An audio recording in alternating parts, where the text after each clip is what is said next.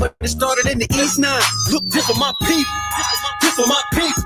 Yeah, this for my people. This for my people. This for my people. Yeah, this for my people. Fuck the white man, fuck the white man, fuck the white man, fuck the white man, fuck the white man, fuck the white man, fuck the white man, fuck the white man, fuck for my people. This for my people. Yeah, this for my people. This for my people. This for my people. Yeah, this for my people.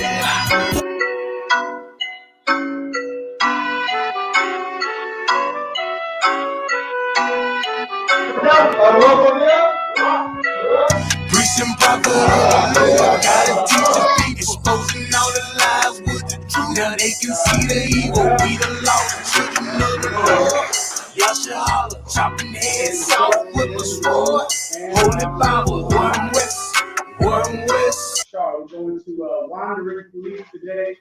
That'll be one of the topics, and of course, you prepare yourself for camp and for life every week. All right.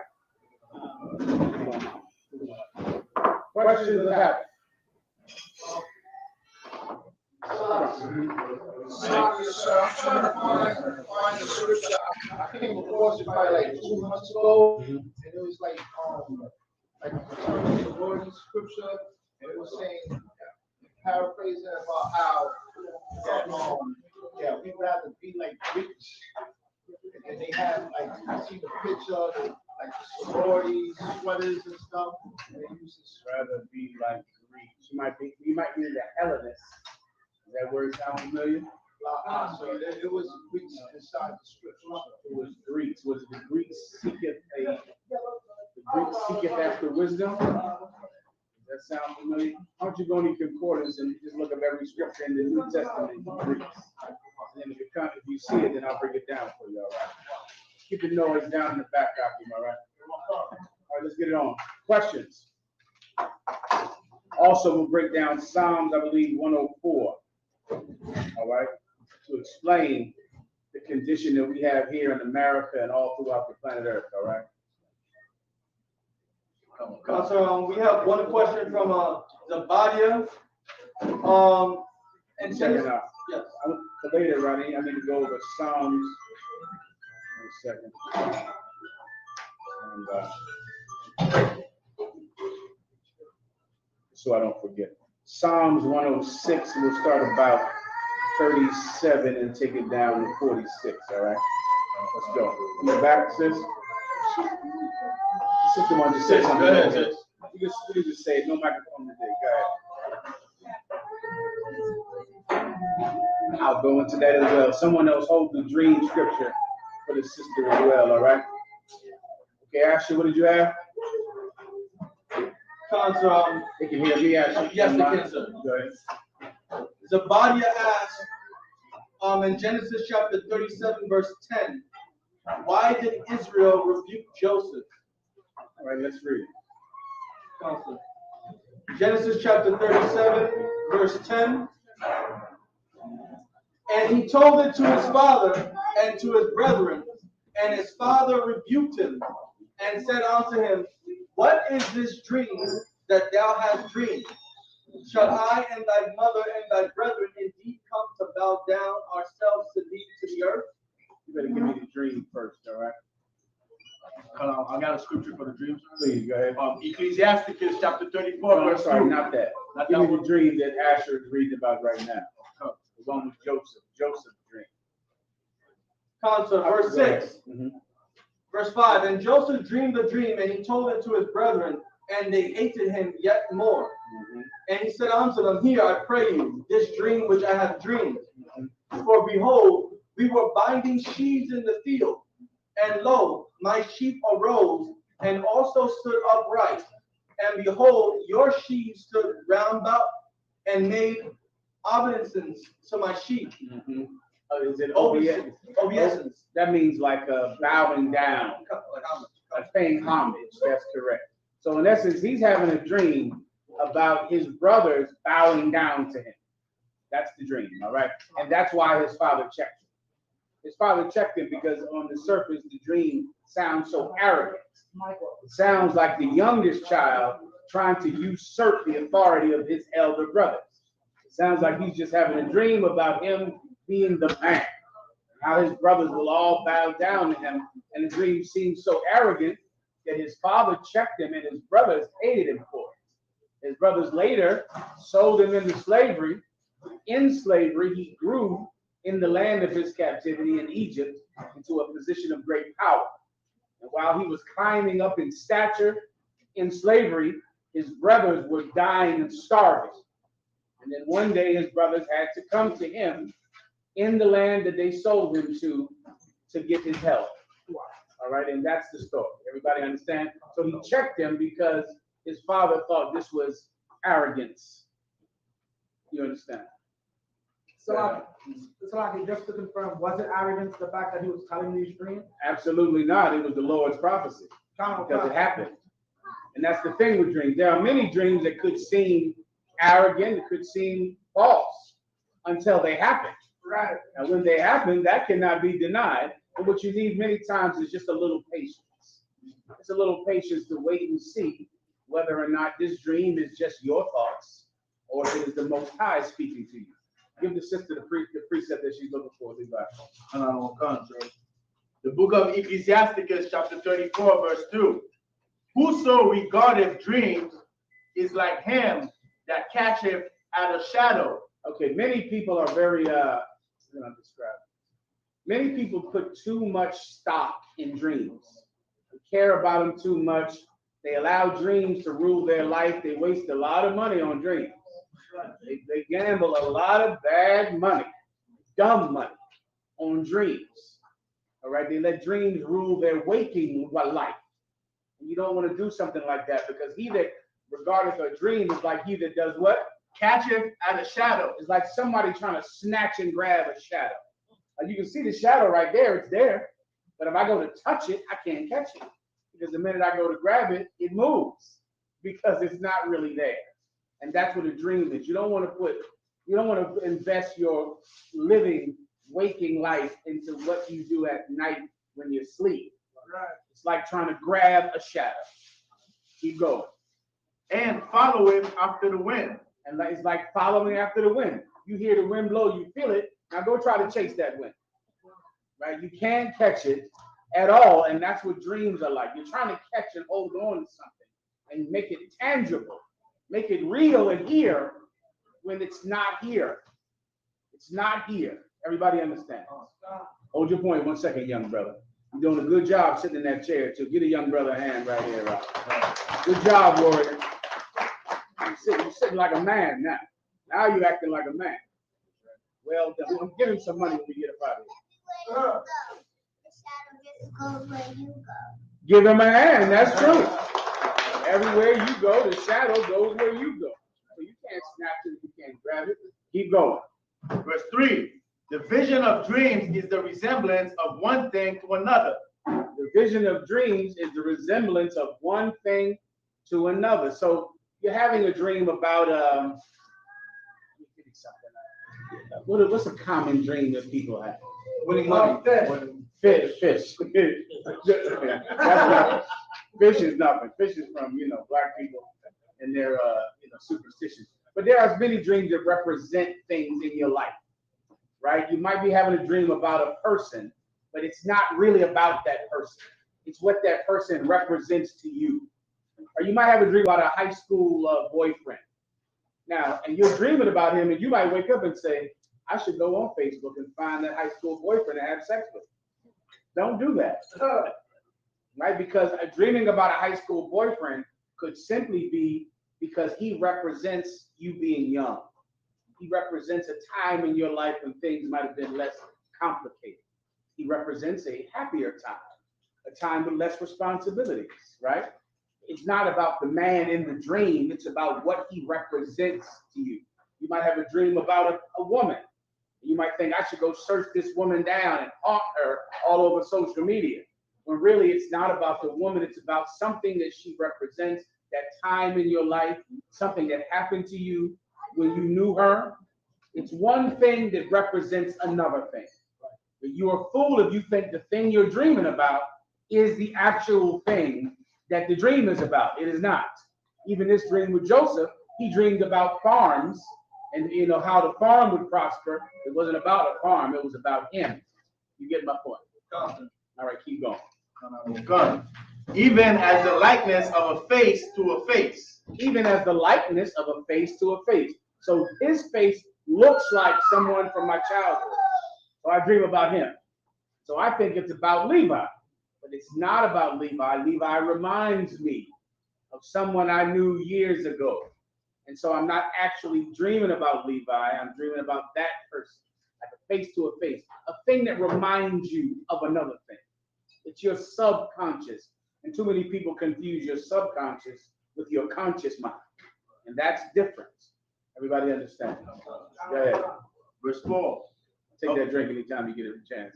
Of an unclean thing, what can be cleansed? Of a what? Of an unclean thing, what can be cleansed? Of an unclean thing, how can you clean it? And that's what dreams are. Dreams are like you taking this thing that you're not supposed to be touching, but you're trying to touch it. It's an unclean thing. It's not for this world, which is what I just broke down. It's not for your waking world. It's not for you to say, I had a dream. Now I'm going to go play this number. Now I'm going to go marry this man. Now I'm going to go call this woman. Now I'm going to do this with my life because I had this dream last night. You're trying to touch a thing that is not made to be touched. Everyone understands? Go ahead. And from that thing which is false, what truth can come? Here we go. I think I just broke that down. From that thing that is false. This is not real. It's not what your tangible world is. You're trying to make it real when it's false. Everyone understands. Go ahead. Verse 5. Divinations and soothsayings and dreams are vain. They're vain. What's a divination? A divination is someone trying to tell you your future. Come on. You want a 2, right? 2. Cheesesteaks. Please, whatever you have. I'll take whatever my portion is. All right. Come on. Read it one more time. Divinations and soothsayings and dreams are vain. A divination is someone trying to tell you your future. Right? A lot of people make money for that. The Levite community and the West Indian community. Come on up front. Shalak is divination, the practice of seeking knowledge of the future or the unknown by supernatural means. That's correct. That's false. That doesn't exist. That's not real. There is no old lady that can tell you your future. There's no playing cards that can tell you your future. You can't look in the bottom of tea leaves and tell the future based on tea that some bitch drank. Or playing cards that are supposed to be playing cards. But now you play with the cards and now trying to tell the future. Or chicken feet, or chicken blood, or chicken, anything to do with the chicken. Say again? Or astrology, or staring up at the stars, thinking the stars are talking to you when they're not. All right, those things are false. Keep going. And the heart fancieth as a woman's heart in travail. Here we go. And the heart fancies divinations and soothsaying. What is soothsaying? Sweet, sweet talk. You want so much. Come on. Shalak is sure about me. That's why the women are in the Christian church right now. Give him a hand. That's a fact. There are, and this is something that fathers try to tell children and husbands try to tell wives. There are so many people fighting every day for a chance to manipulate you and take your money. Right. And they're everywhere. And the minute you walk out of your mother's door, you don't know they're waiting there to manipulate you. Drug dealers with everything to make you feel good. Oh, they make you feel so good. But the weed that feels so good, the cigarettes that feel so good, the divinations and tell you your future and music that makes you feel like you're a grown-up now. You don't have to listen to your parents. Right now, you're a real gangster. Now you're a real gangster now. And all those people are just trying to tell you what you want to hear, to make merchandise of you, to steal every penny that you have. And those are like dreams. You fancy them. The word fancy is like an old English for you like them. You fancy this kind of stuff. Keep going. Verse 6. If they not be sent from the Most High in thy visitation, set not thy... Verse 6. If they not be sent from the Most High in thy visitation. If they're not sent from the Most High. Why? Because some dreams are sent from the Most High. Some dreams are not dreams. Right. Some dreams are the Most High's communication with you. That happens. And it happens for both women and men. That's in the book of Joel. Sis. I just am curious about dreams that they say, like, deja vu. Dream it or it happened before, and you don't know it until, like, right upon. Yeah, deja vu is another thing that's not real. You just look that up. That's not real. Deja vu in actuality is you remembering something. That feeling like you've been here before is because you have seen something that reminds you of this. So you walk into a room and you go, wait, it feels like I've been here before, but I've never been here before. Yes, you've never been here before, but you saw a room like this on TV in the 5th grade. You saw a room that this reminds you of 10 years ago. Remember, you in your subconscious, you remember everything. So you when it feels like this has happened before, this is reminding you of something that has happened before. And that's all it is, young man. So when something is sneaking up on you, it jump on your face and that gets you that. Right? That's not real. That's not real. It's just your imagination. And because you have a big imagination, you are scaring yourself. But it's not real at all. Or none of these things are real. And so many people build their life off of them, or they're afraid of them when they're fake. They're not real at all. Everyone understands? Keep going. If they be not sent from the Most High in that visitation, set not thy heart upon them. Those things you got to throw away. So what does that mean? We're talking 99% of your dreams. You're going to have them every night. You know, you dream every night. Right. Throw them all away. 99% of them. Wake up and forget them. All right? But there is that rare occurrence when the Most High is telling you something. When you think that's happening, you go find a man of God and tell him your dream. And he will determine whether or not this is just a dream or if it's the real thing. Everybody understand? All right, good to go. Next. Last verse on that. Sorry, go ahead. Verse 7, for dreams have deceived many, and they have failed that put their trust in them. Read it one more time. For dreams have deceived many. For dreams have deceived many. You don't want to be that person, that thinks, your dreams are a pathway into supernatural knowledge. Come on. Celebration. I have a dream. I have a dream. Give him a hand. He hit it. I was gonna ask him to use that for the ball. Forget about it. Forget about it. Go ahead. Any more, Levi? And they have failed that put their trust in them. There you go. You want to follow orders. That's what I've found beneficial to me in my career. Right. I have a dream that night. I wake up and forget it. But what Commanding General YAHANNA tells me, I obey. That's real. That's for this world. For the waking world. That's something that I can do right here. It's tangible. My dreams, they're like the wind of shadows. All right. Hold your point 1 second, young brother. I'm gonna get you in 1 minute. Go ahead. We done here now? That's it on the dream, sir. Any other questions? Any questions in the room? Concert. I have a question. Somebody tried to use 2 Samuel 15 and 30 to 32 to try to say you can cover your head. All right, go ahead. This is 2 Samuel 15 and 30. And David went up by the ascent of Mount Olivet and wept as he went up, and had his head covered. And he went barefoot. And all the people that was with him covered every man his head, and they went up, weeping as they went. 31. And one told David, saying, Ahithophel is among the conspirators with Absalom. And David said, O Most High, I pray thee, turn the counsel of Ahithophel into foolishness. So they're basically saying he covered his head, then he prayed to the Most He High. absolutely did cover his head. Now just read above it to see what he covered his head with.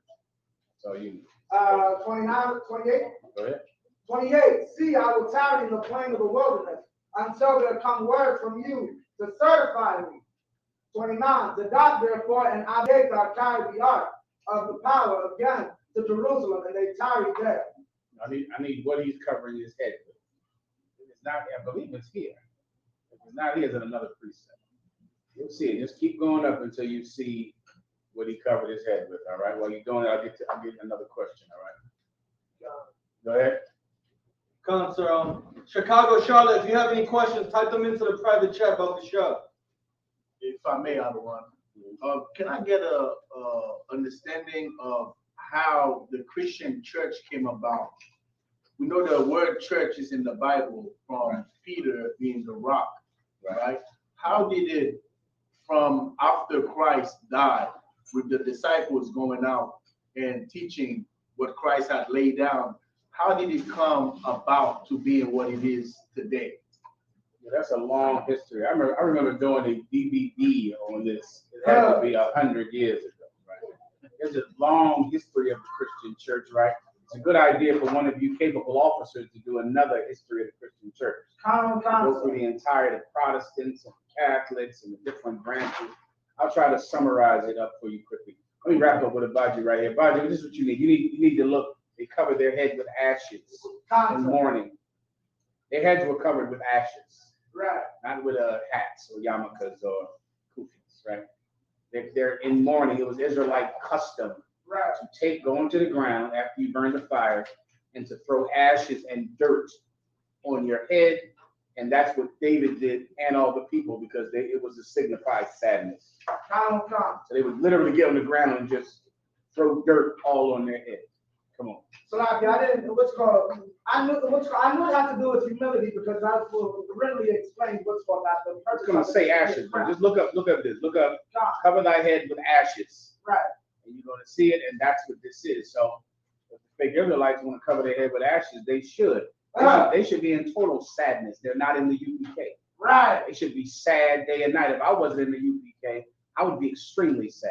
So if they want to cover their head with ashes, Lord be with them, all right? And if I may, I had a question for somebody about 31. I looked up the word in the Hebrew for pray. It's not pray, it's to advise or counsel. But I wanted to understand, how do you probably do that with the Most High? To get the Lord's counsel? No, well, basically it's saying, David said to the Most High, I pray thee. But technically it's I That's a counsel different thee, type of pray thee. That's asking for something. God. Right? I pray thee, give me a cup of water. Right. It's like asking for a cup of water. God. So it's virtually the same thing as it's praying today. Oh, It's making a request, asking for something. But if you're asking for his counsel, for him to tell you what to do, right, for his direction, and at this time they were at a terrible time, and they needed his plan. right, They needed his direction on how to go forward. right. And that's why they were throwing ashes on their head, because it was a terrible time. God. You understand, right? God. Where we at here? Council, I just want to make you aware that Chicago and Charlotte are both joining us today. Give Chicago a hand. Chicago, give Charlotte, North Carolina a hand. Well done out there. Well done down there, all right?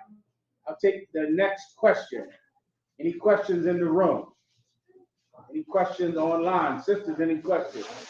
Any questions online? Council. Charlotte, can you please ask me the question again? The question I have lined up for you, sir, next this is from a sister. She wants a breakdown of first. Oh, damn, I'm not following. Your question, right, about Christianity, right? Let me wrap this up for you as fast as I can, all right? The history of the Christian church, I'll sum it up, right? You got Christ, come on. If I may, so starting from what the disciples had laid out. Okay, so now you got the book of Acts. You want to start in the book of Acts. In the book of Acts, the disciples were called niggers, right? Acts 13:1, the disciples were called niger or nigger there. And also the book of Acts tells you that they were called Christians, right? And that sets up the future for them. The word nigger, just like today, was a byword. It was an insult. You understand? It was like saying that not just that you're brown-skinned men, and of course the Italians were red people, or what we would call today white people. It's to insult you because of your skin color. And that's what being called black was. Right? All the nations were brown skinned except for one, the so-called white man, but this is a way for white people to insult them. That's Acts 13:1. Let's pull it real fast for someone that's never seen it before. About you. I was just gonna say, nature knows no color lines. When you go into the ancient Rome section, it says they basically love the Ethiopians, but Jews who were black as the Ethiopians, they hated it. Forget about it. That always happens. They loved Africa. Africans, they loved them, but hated Jews because they were black, but they were the black people they hated. And that's what nigger means. Come on. The book of Acts, chapter 13 and 1. Now there were in the church that was at Antioch certain prophets and teachers, as Barnabas and Simeon, that were called Niger. That were called Niger or nigger to insult them. And for the record, every Hispanic is a nigger. They all say nigger. Some of them I hear today, they're not sure if they should say it. You absolutely should say it. All right, if you're Hispanic, you're supposed to be saying it. Really, Judites, if Hispanics and North American Indians don't say nigger, to a Judite, it says you're not one of us. Right. You get my point? You have to say it to indicate that we're all niggers. Right. You get my point? We're all the same, and that's that. Well, they were called niggers because they were being insulted by the Romans at that time. And they were also called Christians. Pull that scripture as well. They were called Christians. Go This ahead. is the book of Acts, chapter 11, verse 26. And when he had found him, he brought him unto Antioch. And it came to pass that a whole year they assembled themselves with the church. And give me where James was killed. That's the last one I need to put the fast. James was killed. You have that? And taught much people. That's good right there. I think, do I need more? And the disciples were called Christians. And the disciples were called Christians. So now they're hated and insulted by the Romans, right? And the disciples begin to have a following. They begin to, start to teach some big classes down there. And so then they're hated, but they're growing. You get the point. So because they're growing and they're hated, they begin to suffer great persecution because they were so different than the other religious sects of that time, mainly because they did not believe in having more than one God. They believed in Shema Yasha'Allah Al-Hayyana wa Yahweh Akkad, which means, hear, O Israel, our Lord is one. That credo, that thinking, made them enemies to everyone in Rome. Because in every religion in Rome, they got together because they all accepted each other's gods. Your God is Zeus, my God is Apollo. We're together, there's no big deal. We're fine. You have your God, I have mine. Both of our gods are real. But the Israelites believed that there was only one God, and there was no God but him, and that made them instant enemies with the pantheon of gods that were worshipped in Rome, which made them enemies with the followers of those religions. Now, give me when James was killed. So now, the disciples are keeping the tradition from Moses of having one God and no one else is. The so-called Jews have already given, not so-called Jews, but the actual Jews have already given up to Roman persecution, right? They gave up to it in 70 AD. It's done by then. They compromised. They were willing to compromise, willing to give in, but the disciples of Christ were not. And that made them, of course, suffer great, terrible persecution. Give me where James was killed. The book of Acts, chapter 12, verse 1. Now, about that time, Herod the king. This is a terrible bastard that really brought down a lot of persecution on the disciples of Christ who were being called Christians at that time, Herod. Keep going. Stretched forth his hands to vex certain of the church. He began to make laws, make rules to punish certain churches, right? What are churches? You know what that is, correct, right? Churches are congregations of Israelites. That's in the Bible. So he began to afflict them. So imagine he gets to school in New York and makes some rules. Philadelphia, there are so many rules in Philadelphia are made for us. Specific rules where they change the landscape of the city and put bike racks and plants and stone objects everywhere we go to speak. Everywhere we went to speak, before you know it, there's a giant stone object here where we stand. And they're all over the city, and it changed the landscape of the city. The city just on purpose trying to make sure that we cannot speak out on the street. Forget about it down here in Times Square. I think Juliana had to battle 11 years to be able to speak out there in New York or Times Square. Come on. And we're going to be there August 27th. And we're going to be there August 27th. It took him 11 years of court after court after court, all the time, fighting for our right to speak out there on that street corner. That began to happen. Herod began to do that at the time when we were Christians following Christ who were niggers. You understand? Bible. Just let everybody know there's food in the back if you need it. Verse 2. And he killed James, the brother of John, with the sword. Now remember, John is already in prison on the island of Patmos, right? A prison colony, right? And then James is killed, right? James from the book of James is killed, right? Herod did this. After that, historians say Peter was killed, and they all just begin to be wiped the hell out, right? I skipped by the the day of Pentecost. You get that whole part, right? They came back and they were teaching. Hold your point 1 second. They came back and they were teaching. So now we're at the point where they're called niggers, they're hated, they're growing, but then Herod begins to just abuse them. Historians say that when Rome burned and when Herod played the violin and he was naked and no one would tell him. He's naked playing the violin while Rome is burning. The political backlash was so big that he had to blame it on someone, and he blamed it on that troublesome religious sect of Jews called Christians. And he blamed the burning of Rome on them. You can look that up in history, all right? Well, then the persecution got heavy after Rome burned. Everybody blamed it on the brothers in the school. Come on. You said that was Nero, sir? Nero, that's what I'm speaking about. This is Herod, that's Nero, right? He got ridiculous. You understand? They went underground. They begin to now, instead of having the learning in synagogues, they begin to have to go and have class in the catacombs, hide underground and have class in secret, much like brothers did in the time of slavery, when they would tie headbands like the ones you have on, Levi, around their head and go have a class in a cave by torchlight. That happened during slavery right here in America. All right, it happened in Rome. They would go into some cave, some dugout on the ground for dead bodies and get in there, brother, and have a class. And of course, there's historical records of that in Nature Knows No Color Line and in different books like that. So that went on for a while, just hiding, having our belief in hiding, persecution. That's something that comes with serving Christ. And it's another integral part of Christianity to let you know that it is not serving Christ, because Christians are not persecuted. Christians their belief system is the belief of the world.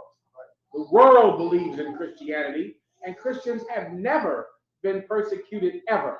Do you understand me? Not one time ever in history has a Christian ever been persecuted. They like to use our persecution to prop up themselves, as if they're the people that have suffered for their beliefs when they profited because of their beliefs. Adolf Hitler was a Christian. Right. Every president was a Christian. Right. Idi Amin, Christian. There is every African potentate and leader who was big bad, Africa was a Christian. Right. They were all Christian or Muslims, if you want to throw them in the later ones. They were Muslims. But we suffered for what we believed in back then, and we suffer today. To this day, we have to be persecuted for not eating pork. Well, you got every Muslim not eating pork, and Jewish people that don't eat pork or shrimp. We gotta be persecuted for not celebrating Christmas when no Jewish person or Muslim celebrates Christmas. But we have to be crazy for doing something that everybody else does. See, I remember being in court, and this bastard tried to say, but what about your women? You don't let your women teach. Oh man, listen, when I was young in the school, that was a gigantic thing. I don't hear it much anymore. But it was gigantic that women couldn't be priests. And this lawyer was a good lawyer, didn't know how to pay for it. The lawyer said, oh, well, have you ever heard of nuns? Have you heard of nuns before? Are nuns allowed to teach? He pulled up every religion and how none of them let their women teach. Right. Not one. Muslim women aren't allowed to teach. Right. Jewish women are not allowed to be rabbis. Right. None of them. And you should have saw the face of the cat. He couldn't even believe it, because he never considered that they're thinking we're crazy when none of them allow their women to be priests. None of them. Jews, Muslims, or the Catholics. None of them. But they thought we were crazy because we don't let women teach. No one does. Right. What makes us so crazy? Because really it's because we're niggers. Right. It's not about what we believe. It's not about the pork or the shrimp or the women. It's because we're niggers. Right. You understand? Let me move on for time's sake. Keep going. So, sorry. So that went on. So boom, this man named Constantine, as Rome began to splinter and fall, and just become a shell of itself. Imagine civil war. You know how everyone threatened civil war in America? Imagine it happening. Texas breaks off from Washington, D.C., and California breaks off. That happened in Rome. But the whole place the empire began to splinter in the civil wars. And different warlords began to rule great portions of Rome. One man was named Constantine, who was a black man who rose up, and now his family was ruling I believe the western part, but I can't remember. It could be the western part of the Roman Empire, right? It could be. Look it up. It might be the eastern part. Come on. Constantine ruled the eastern part, which is why today is called westernization. Constantine ruled the eastern part of Rome. He went out and he fought many wars with all of the factions that were fighting for control of Rome, right? In one of those wars, he was outnumbered, and the myth is that he looked up in the sky and he saw a cross in the sky, and he was inspired by it. Now, this cross is not the cross you think of today. It's the symbol for the Catholic Church today. It looks like a P with a cross on it, right? And it's the symbol for the Catholic Church right now. He said he saw that in the sky. He saw the symbol. He told all of his soldiers to write it on their shields, to go paint it fast on their shields. He painted it on his shield. He won the war. And after he won the war, then because of that, he wanted to follow this Jesus, because he believed that was a sign from Jesus. Now, Constantine was a sun worshiper. So Constantine continued to worship the sun, but he was willing to compromise with the Christians who were in hiding. If they could come out of hiding, they could worship in public. They could keep their practices and their culture, as long as they would also accept worshiping the sun. This was after a great many years of persecution, and our brothers compromised. They made the compromise to come out of the caves. So they said, fine. Sunday is now the Sabbath. And they began to compromise on many things after many councils, the Council of Chalcedon, the Council of Nicene, which in essence were just councils to bring more of Roman paganism, to couple it with the true belief of the true Christians, to make the true Christians more mainstream. That's the best way to understand it, to make them more mainstream. Now they're not so crazy and weird anymore, because they worship the sun god also. And they worship this pagan god and this pagan god. So now they're not so strange. And then it went on and went on and went on to the Catholic Church, to the See of Rome, where everybody is just Catholic, every country. And then in the 1500s, there began to be a Protestant revolution. The men named Martin Luther and a few other men who started the different Protestant sects that we have today, the Baptists, the Episcopalian, the Jehovah's Witnesses, the evangelical. Come on. That's basically what some sellouts have done with the truth. Yes, that's exactly what some sellouts have done with the truth. Correct. And the purple homosexual, that's a compromise. GOCC. A compromise. Why? Because there was a time when they were in the U.P.K. and it was hard to believe in having more than one woman. It was hard because you were crazy for believing you could have more than one woman. It made you outside of the mainstream. And of course, the purple homosexuals have taken on having a marriage license, having one wife, and that makes them more mainstream. And you can find that in every sellout. Come on. Sis, your hand up.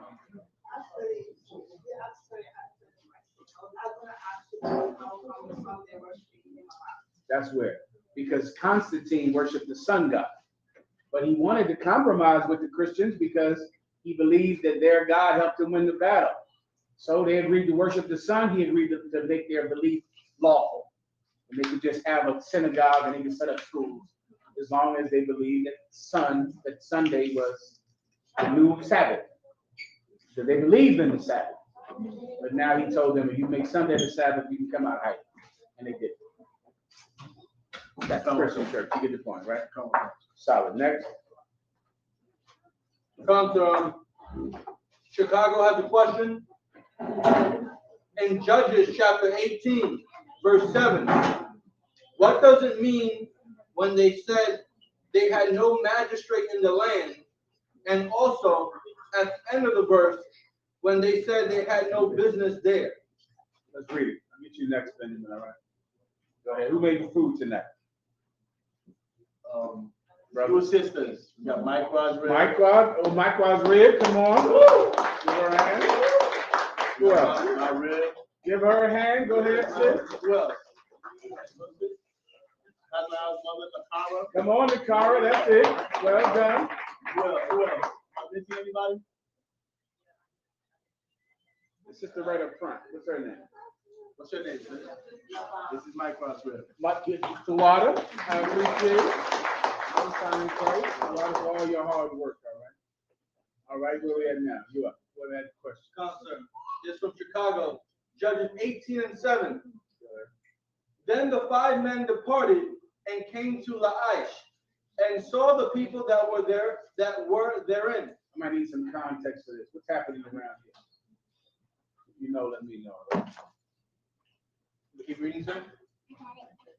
First, look above it and give me some context. Just a little bit. Read one verse above it. That might do it. See me one more time, please. Concert.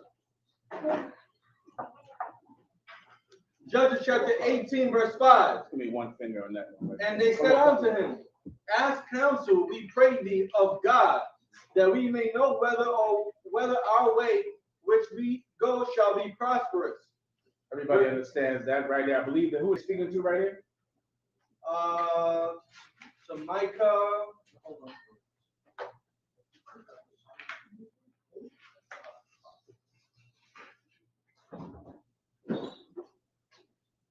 We're speaking about the Danites, the family. If you don't know who is speaking to, just whoever they're speaking to, they're asking him to ask the Most High what they shall do. That's simple enough to understand right there, right? Keep going. Verse 6. And the priest said unto them, go in peace, before the Lord is your way wherein ye go. Verse 7. Then the 5 men departed and came to Laish, and saw the people that were therein, how they dwelt careless, after the manner of the Zidonians. He doesn't need me to break that down, right? Nope, not yet, sir. Quiet and secure, and there was no magistrate in the land. That's the first part. I'll get you. Keep going. That might put them to shame in anything. I'll explain. Okay, read it one more time. And there was no magistrate in the land. Read before that. Yes, sir. Up to the Zidonians. Look at the Zidonians, please. Concert. Then the 5 men departed and came to Laish, and saw the people that were therein, how they dwelt careless, after the manner of the Zidonians. Someone look up Zidonians and give me a definition, please.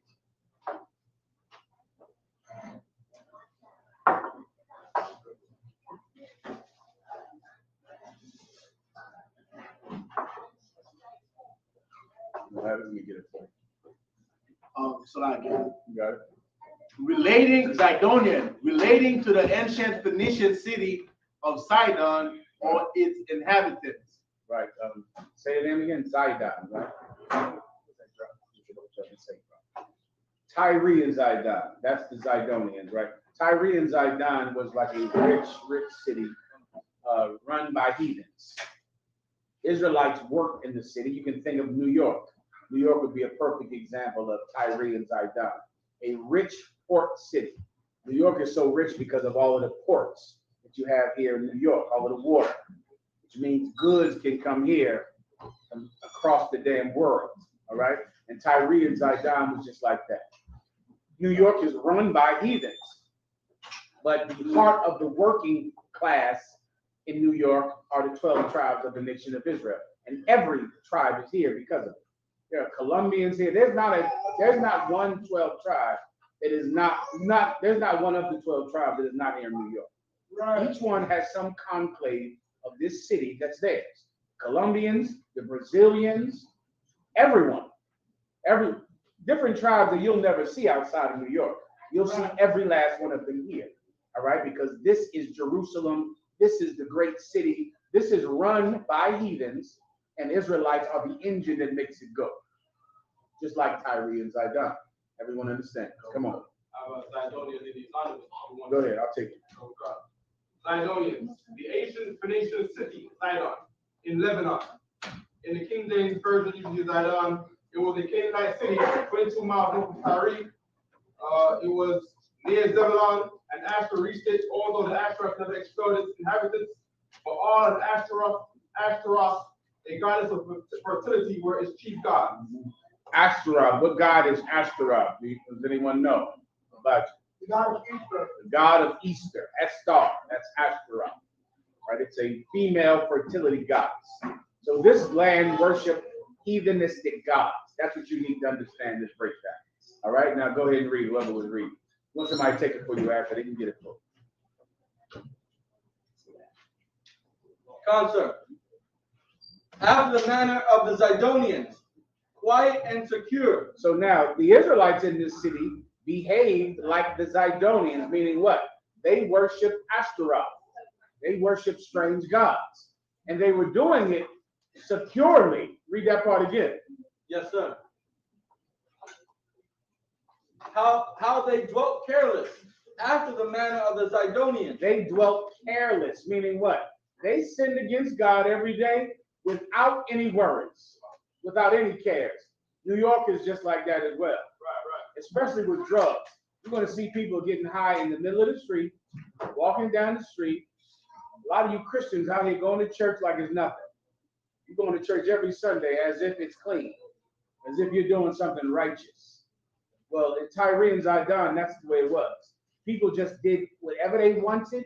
They were free to do it, and there was no one stopping them. And you've gotten so bold when you do it with child molestation as well. Child molestation, prostitution, things that are disgusting, you do in the daylight. You do boldly in front of the sky. Why? Because there are no magistrates. Because there's no judge that will drag you into a hole because you're sinning against God. And that's why you dwell carelessly. You don't have any worries because there's no judge in that city to put you to death for breaking God's commandments. All right, that was Tyre and Zidon. That was this city. Read it from the top one more time. Concert. Then the 5 men departed and came to Laish, and saw the people that were therein, how they dwelt careless after the manner of the Zidonians, quiet and secure. Quiet and secure. No one worried, no one screaming.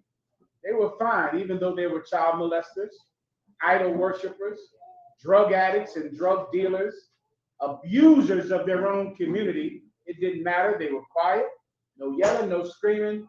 They were doing just fine. Keep going. And there was no magistrate in the land. And there was no magistrate. What's a magistrate? Come on. A judge. A judge. A magistrate is a judge. There was no judge there to bring unlawful people to justice, which is what you must have. Everybody understands. Keep going. That might put them to shame in anything. That's what judges do. That might put them to shame in anything. People need to be shamed for what they're doing, man. They need to be publicly shamed, which is what that camp does for everyone. That camp cuts sinners to their soul. Right. And that's your obligation, and it is a duty that you're performing for them, not against them. People need that. People need to be checked and put in their place and made to be ashamed for what they're doing. And if not, they will molest children and they will not feel guilty about it. They will steal and lie and harm everyone, and they will never, their conscience will never be afflicted. But you bring great shame to them because you're the judge. Continue. Yes. And they were far from the Zidonians, and had no business with any man. Meaning they weren't in Tyre and Zidon, but they behaved themselves as if they were the Zidonians, worshiping the same gods as they do in Tyre and Zidon, even though they're not in Tyre and Zidon. I'll give you another example of that. Is Crips and Bloods. Crips and Bloods are from the West Coast now. When I was a kid, that was so far away. It was like something over there. How in the hell is New York full of Crips and Bloods? when you're so far from all of the neighborhoods. And it's so weird when I hear young brothers say a neighborhood in the West Coast. You know, like he loves this neighborhood when that is a filthy tradition of being lost and destroyed and being fatherless. Gang culture is the culture of having no daddy, and that's that. If you don't have a father, then someone will have to perform that office for you. Someone will have to be your daddy. And now they become your daddy, some filthy culture of hating other black people, hating other Hispanics.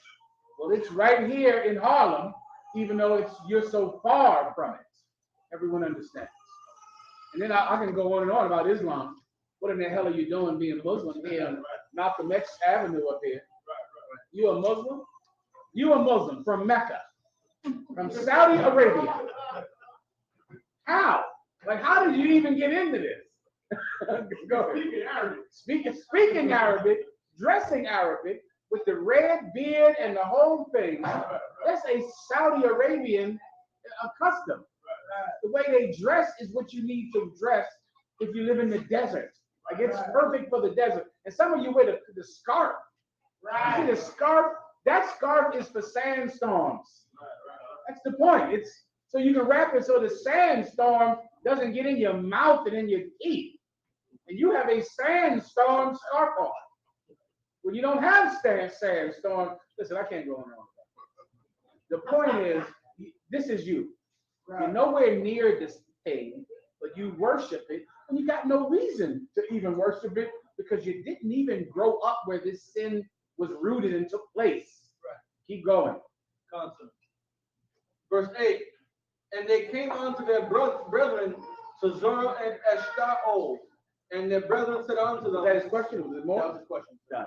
All right. Next. I have one question from Charlotte, sir. Go ahead. Charlotte, in Romans chapter 4, verses 1 through 8, the brother would like to know what is the work in those verses. Okay, go ahead and read.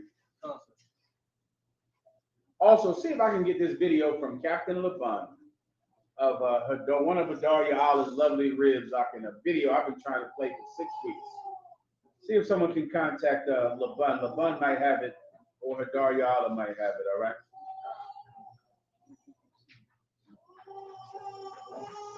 Counselor, Romans chapter 4, starting verse 1. What shall we say then that Abraham our father, as pertaining to the flesh, hath found? For if Abraham were justified by works, he hath whereof to glory, but not before God. For what saith the scripture? Abraham believed God, and it was counted unto him for righteousness. Now to him that worketh. Break this down. Yeah, but he wants to know what the work is. What the work is keeping the law. That's the work. Abraham was around before Moses. So you could never say that Abraham kept the law of Moses because there was no law of Moses. And that's what he means. If you're going to go by, did Abraham do the work? Meaning, did he keep the law of Moses? You can't, because there was no law of Moses. But Abraham had faith. You get my point? Right. Isaac had faith. Those men before the law served God before the law. Before the law existed. When I say before the law, what do I mean? Before there was a structure, a magistrate that killed you for breaking the law. These men did it simply because they believed. That's what Abraham did. He believed. Now, the works of the law mean what? That you got to go kill homosexuals, that you have to kill people that don't keep the Sabbath, that you kill people that don't celebrate the Passover every year, right? That's the work of the law. That's what the law dictates. Many people think the work of the law is not eating pork. That's not the work of the law. The work of the law is killing people that don't eat pork. Which is, when you read the law, right? The law doesn't say, don't be a homosexual.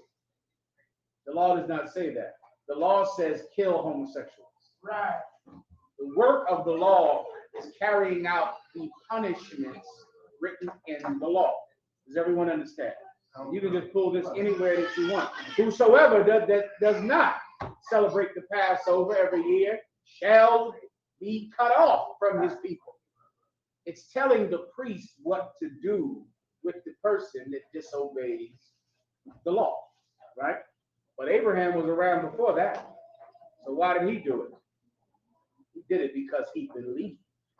There was no man to stone him. There was no one to kill him. I'm good to go. So why did he do it? Which is what this precept is talking about. Paul is trying to show them that there was a way to keep the law without the threat of death from a judge. There's a way to still do it, which is the point of Paul. Paul went to a city where you would not be killed if you slept with another man's woman. No one would kill you.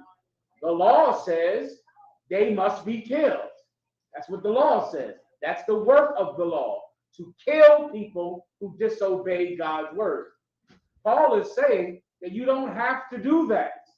Why? Because Abraham obeyed God because God said it, not because he was worried about the Levites or the priests killing him. He did it simply because he was told to do it. And if he can do it, so can we. We don't need to be policed to obey God. We'll show you right now the U.P.K with drugs. Right now, everybody is smoking weed. Up and down the street, standing outside. There's weed shops, things I never thought I'd see in my life. Smoke shops. I remember I was somewhere, God knows where, I saw something that said smoke shop. So I'm gonna give you some good barbecue. You know, I turned my car around. This happened in my dumb ass house. This is a true story. It said smoke shop. Give me some brisket out. Here we go. I turned my car around, looking there. Look now. See? I'm thinking it's a smoke. I'm thinking it's a barbecue place. And it was a weed place, and it's embarrassing, but that happened. I'm on my way to class. I'm friendly with my downstairs neighbor. He's sitting with his homeboy. He goes in the house, he comes out. You know what I'm saying? I'm saying what's up on my way out.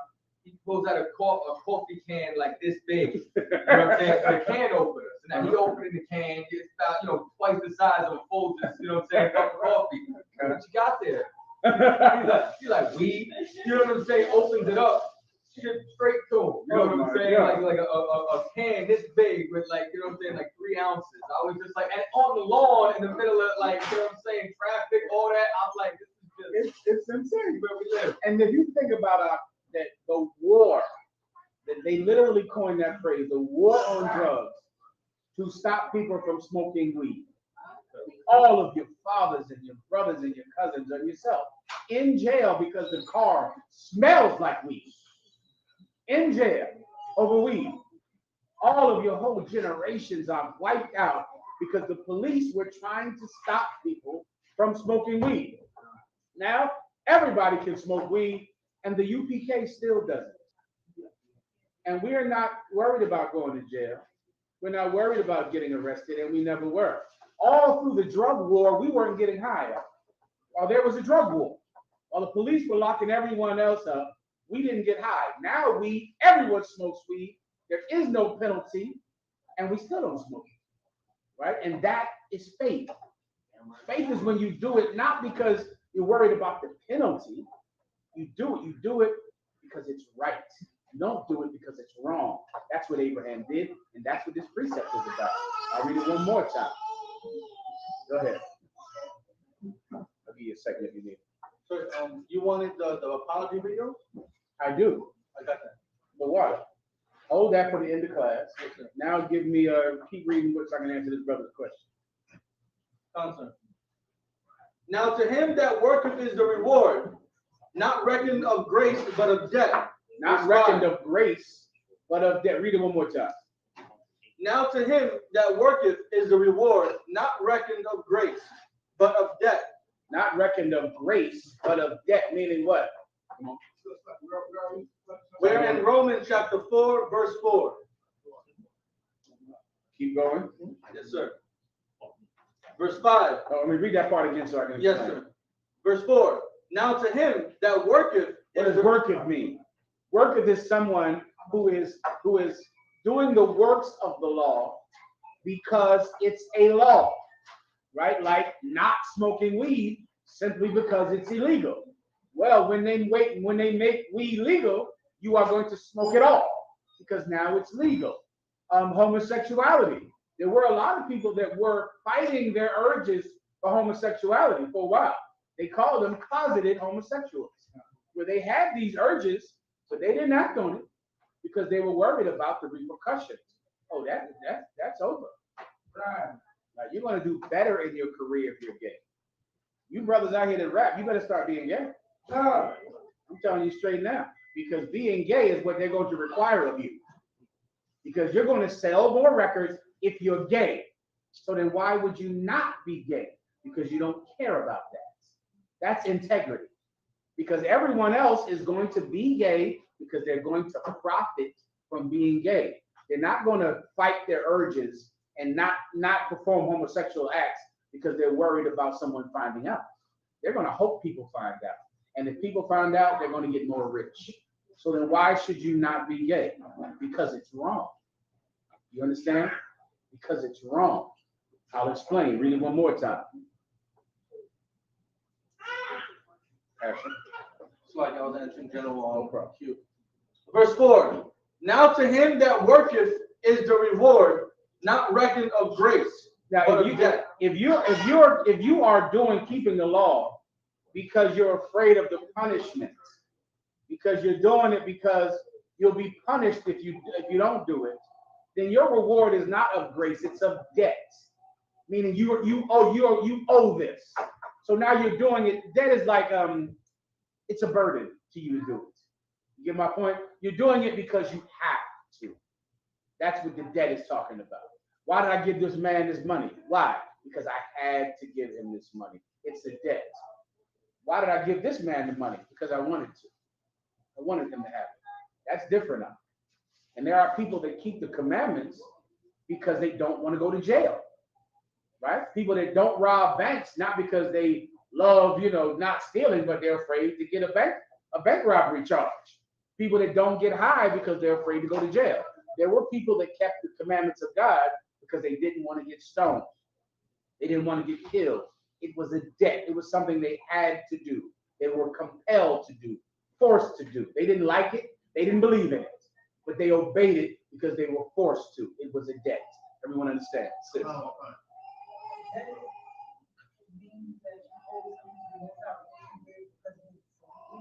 No, a debt is something you have to do. You get my point? Like, you don't have a choice. You have to do it. It's a debt. You have, like, if you owe traffic tickets, you got to give them the money, right? You rent. You got rent on a place. You have to give them the money. It's a debt. There are some people that keep the law because they had to do it. You and I are not one of those people because we don't have to keep the law. We live here in New York, but we keep the law anyway because we believe. That's the difference. Everyone understands. Okay. All right, go ahead. Read it again. Read the rest of it. Salah. Yes, sir. Verse 5. Verse 5. But to him that worketh not, but believeth on him that justifieth the ungodly, his faith is counted for righteousness. To him that justifieth the ungodly. Why? Because we're not raised in Jerusalem. We're raised here in this ungodly place. This place that doesn't have people that will stone you for not keeping the law. This place is ungodly, and yet we obey God. Yet we obey him nonetheless. That's faith. Faith. You're doing it sincerely because you believe it, not because you're forced to. Everybody understands? Come on. Right. So what's that part where it says, to him that worketh not? To him that read that part one more time to remind me. But to him that worketh not, but believeth on him that justifieth the ungodly. To him that worketh not is the person who is not killing homosexuals, because that's the work of the law. Okay, it comes from Christians making you think in your mind that the Bible says don't be a homosexual. The Bible says don't do this. That's the 10 Commandments. All of the rest of the law of Moses is telling a man who to kill. That's the whole thing. You should do this to him if he does that. Do this to him if he does that. Do this to him if he does that. All right? But we are not going to kill homosexuals. We're not going to kill liars. We're not going to kill people that worship other gods, but we will never worship another God. We will never be homosexuals. You get my point? Even though we're not doing the works of the law, meaning killing the people who break the law, we're not going to do that, but we are going to keep the law. Done. And there's 1,000 precepts for this.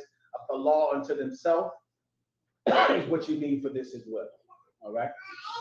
Them without the law do by nature that which is contained in the law. So we're outside of the law, meaning we're not killing homosexuals. We're not doing that. We're outside the law, but we're never going to be homosexuals. We're not going to do it because it's wrong, not because we're afraid of the repercussions. Everybody understands. You need more with this or not? Any more? Come on. Just two more verses. Go ahead. I always know that the scripture is related to like Cornelius, when I was telling him, like even though maybe following what we be saying, you been obeying, you know, your Roman legion and whatnot, right? Mm-hmm. You still got you got faith according to what you know. You know what I mean? But you ain't gonna know better. I'm trying to see if the scriptures are related to that based on the rest of the scriptures that is ready. Okay, go ahead and read it. But to him that worketh not, but believe on him that justifies the ungodly, his faith is counted for righteousness. I'm listening. What's your question? I was trying to see if this was related to. Oh, Cornelius, absolutely. That's the same thing. Right. That's what it means. To be ungodly means you're raised ungodly. Right. You're not taught the law. All of us are ungodly because we were raised in a place where they taught you to break the law. What did David say? In sin did my mother conceive me. David was taught to break the law. Right? We're taught to break the law, but we have faith. And now our faith has made us whole. Now our faith is how we're justified, because even though we're raised to break the law, we don't break the law. And no one is going to kill us if we break the law. So why? So we're not doing it out of debt. We're not forced to keep the law. You can go eat pork tonight. You can leave the truth and do whatever the hell you want to do, but you don't. Why not? When it would really solve all your problems. You women, you would stop being called dumb by girls in your family if you would just leave your husband. He has another woman. He has another woman, and your family calls you dumb. And you're stupid for putting up with that. Well, you could just leave him, and everyone would say, now you're smart and single with the rest of us. Now we're happy now. But instead of doing it, you stay with him. Why? When it would make your life easier to leave him. Because you believe. That's the only reason to do it. Because life would be better if you would sin. You would be able to be high. I don't know if you brothers are poor, but when you're poor and high, it's like you're not even poor. It's really like you don't even know you're poor. You can sleep on somebody's couch out, and it's not even like you're homeless. Which is crazy to me now to think, because I imagine if I had to sleep on somebody's couch, I'd be like, listen, I got to get myself together. I got to get out there and get it on now. But imagine you in the world and you sleeping on somebody's couch out. You are not even homeless in your mind. Like where you live at? I live, my homie here, homie there. Some nights I'm over there. Some nights I'm over there. Those brothers that do drugs, they don't even realize they're poor or homeless. It's like it's not even happening because they are able to get high. And getting high makes you have no problems at all. Well, why aren't you doing that? Because you believe. Everyone understands. That's what Abraham was about. Abraham was told to do something, he did it up. And he didn't do it because there was the magistrate, the law there trying to kill him, telling him, you better sacrifice your son, or else we're going to kill you. That didn't happen. He was just told to take his son and tie him to a table like he did. And that's that. Everyone understands. Next. I have another question. This one is from Memphis. Memphis wants to break down on 1 Corinthians chapter 10, verse 25 and 27. Also, somebody texted me this week about a question about how are the Arawak Indians, Israelites. All of those names are different names that mainly Edomites came up with. They're all Israelites. Those are the lost 10 tribes of Israel coming over here to South and Central America. You got the Carib Indians. What's other Indians? The Taino. Borican, which are the Taino. Please, come on. Taino, Arawak, Caribs, those are all the quote-unquote Indians of the Caribbean. Taino, Arawak, Carib, right? And so somebody just texted me, and how are they Israelites? You got a whole breakdown. You get on that as well, right? You can go to Captain Katazai's breakdown on that. He'll break the whole thing down for you, nice and flat, all right? But they're all Israelites, and their true name are the names of the 12 tribes of the nation of Israel, the 10 tribes who flee to Syria, all right? You got it. If I may, and just those are all the bastardized names that they called us, but it wasn't what we called ourselves. Exactly. These are the names that, heathens named them for their own purposes of convenience, really. All right, please. Yeah, I got two questions. Let me get how long have they been waiting? A while? Memphis, let's say, Give me 1 second, Warrior, all right? Give me 1 second. Go ahead, Salakia. This is from Memphis. 1 Corinthians chapter 10, verse 25 and 27. See me one more time with the chaser, please. Whatsoever is sold in the shambles that eat, asking no question for conscience sake. Right, the shambles. Now, to understand this, brother, you have to understand Israelite culture. Israelites are very, very specific about what they eat because we have a dietary law. And we have a culture of being clean, of washing our hands and washing pots. That's all over the Bible, right? Now, but the disciples of Christ were told by Christ to go out to the highways and byways and teach. And so now you're going to be away from home. And when you're away from home, one of the major obstacles is, where am I going to eat? When I am particular about where I eat. What Christ is saying is, whatsoever you buy in the shambles, eat it. What is a shamble? A shamble is like a marketplace, like a store, right? But it's not a wonderful store. It's like a bodega. That's the perfect example for a shamble. A corner bodega. And you're gonna go into that bodega and you're gonna get yourself a chopped cheese. Take that chopped cheese and put it in your mouth and then get ready for camp. Right. Exactly. And that's it. That's all. Now, an Israelite who lives in Israel, this is what you'll do. When it says asking nothing, this is what you don't want to do. Do not ask what else he cooked on that grill. Don't ask that question now. Mind your business. Order a chopped cheese and get the hell up out of there. Don't start questioning. You stay there long enough, you're going to see the cat walk right in front of the food. The cat is going to walk right over the bread. And you don't want that. Everything all right now? 1 second. Go ahead. No, I'm in the middle of class. Is it an emergency? All right, we should look at that. You don't want to ask too many questions up in there. All right, you'll find out what you think you don't want to know. And you'll see that cat hop over your bread. All right, so just get in there and get your food and get the hell up out of there. Why? Because you got to teach. So you're going to be in places where they don't have the best standards of hygiene and the best food standards. Shout out again to the sisters who provide good, clean food for us. Right? So we don't have to go into that bodega and eat everything. To this day, I cannot go to McDonald's. I drive by McDonald's and it hurts my stomach because I had to eat so many dollar burger and cheeses. I mean, just a sea of them. Dollar burger, just the thought of it makes me sick, and I just cannot do it anymore. All right, then, but I did it then. Ate them down. But then I switch it up, get the chicken one.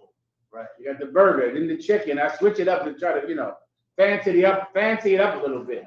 That's this precept. Because you're going out to teach, you're going to have to go into, places that aren't very reputable and get yourself something to eat because you're away from home.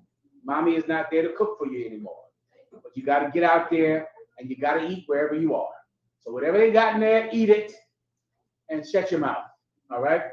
If you think this is about, eating pork, then of course, then maybe you should go into the shambles and ask for rat or dog or cat. This is not about that. This is about being away from home and being in a place that is not clean. You get my point? That is not, doesn't have the kind of high hygiene that an Israelite place would.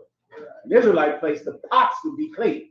Remember, they wanted to kill Christ over not washing his hands. That's how places were in Israel. They washed their hands like it was religious to wash their hands and to wash the pots. But now you're in this bodega and they're not sweating that too much. Everybody understands? Come on. I was watching I was watching an instructional video of how to deal with being interrogated if you get kidnapped by a foreign military. And the rules is if they ever offer you food or anything to drink, just take it. So now when you take the food, what the foreign military does is they say, see, look, he's complying, you should give information, he's eating the food, right? But the other man who knows the instruction from the interrogation teaching, he already knows that he didn't comply. He was eating the food for the rules of the protocol of the interrogator. He said to us, eat whatever's in the sandwich. That's it. Same thing. You don't want to go in there and say, well, did you wash your hands? Was this pot clean? Who made this? Let me see who made this. Let me see if he, come on. You'll never get out in the street. Right. You'll never build schools if you're going to act like that. You're going to have to toughen up. You have to get rough. Get out there and eat whatever the hell they got out there in that bodega in some old strange city you're sitting in, trying to find something to eat. Find something clean out there to eat and eat it and shut up. That's the point. All right? In the back. So I just want to confirm, could you use this for like in your daily life with groceries? Like, because I've heard like grocery stores, the back and their meat section be just like that. Like, have a rat and a piece of chicken, and then the supervisor tell you to throw out the rat and put it back on the shelf. Yeah, I can't say you have to use it in your daily life. But in your daily life, you can get whatever you can get to eat to your satisfaction, right? But there's a time when we're at war. Right. We're out on a mission. We got to get something to eat. We can't, we might not have candles. You get my point, a tablecloth. You're going to have to just find something to eat and eat it because it fills your stomach for a few minutes. That's the point. Think like a soldier. Right. When a soldier sits down and eats, there's no tablecloth and all that garbage. You got to just put this in a sock and go. Right. And that's what you want to do. That's what he's saying. Don't sit there and ask him, are his hands clean? Or are the pots, were the pots clean? Take the damn food, eat it, and get back out and start teaching. That's the point, all right? Come on. Verse 27, sir. Go ahead. Verse 27, if any of them that believe not bid you to a feast, and ye be disposed to go, whatsoever is set before you, eat, asking no question for conscience sake. Same, this is the exact same thing. You're out speaking, you're in some strange city, and a lot of you brothers are going to go to some weird places. You go to some small town somewhere in another country, or Brazil, or God knows where, or out there to Haiti. A lot of you brothers are going to be in Haiti somewhere. Don't get out there and look the gift horse in the mouth. Don't get out there and act all funny. Eat them chicken feet. Come on. Very soon, sir. Soon. Lord willing. As you out in Haiti, you like, what's this? It's your dinner. Put it in your mouth. And thank them that they gave you. That's all they have. What are you gonna look at it like it's strange? A bowl of chicken feet? You better eat that chicken, eat the foot and the nail and everything. What will you say? No, thank you, ma'am. You know how much they sacrifice to give you that bowl of chicken? Some of them, they give you the coxcomb, the little thing on top of the rooster's head. That's gonna be a bowl full of the coxcomb. Don't turn your nose up at it. Put it in your mouth. Now, you don't have to go, but if you're disposed to go to their home, if you want to go to their home, and you're in the home, don't look at them like, what the hell is this? What are you doing? Did you wash your hands? Eat it. Now, that doesn't mean eat a cat, a dead cat.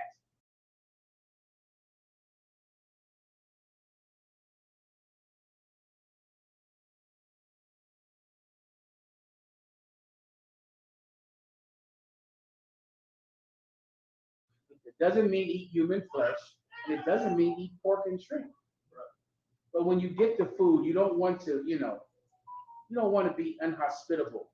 You don't want to be rude at a person whose home you're in and you're eating because you're in their home. Everyone understands. Have some goddamn class. All right? Next. True, I had a question, sir. True. I had a question about tithing in the new covenant, because Christians try to act like there's no tithing anymore, like that law is done away with. You mean Creflo Dollar? Calvin Costello, that's a good example. Yeah, I mean, because I believe Christians take a ton of money as far as I can tell. Are Christians not taking money anymore? I'm asking you, meaning, to your knowledge, are Christians no longer taking tithes? I mean, there's certain Christians that believe that, you know, the old laws are abolished so that tithing would be abolished also. But do they go to church? I'm not too sure, sir. Yeah, because I believe Christians do believe the law is done away with, but they still pay tithes out of both fists and feet. That's how they get the airplanes and the Rolls Royces. You understand, right? So you would like the tithing in the new covenant. That should break down, no problem. Levi, what do you want? I was gonna say, I believe those are the Christian Israelites that don't believe in the tithing, or they say we gotta tithe vegetables. Is that what you're talking about, Trooper? Calvin.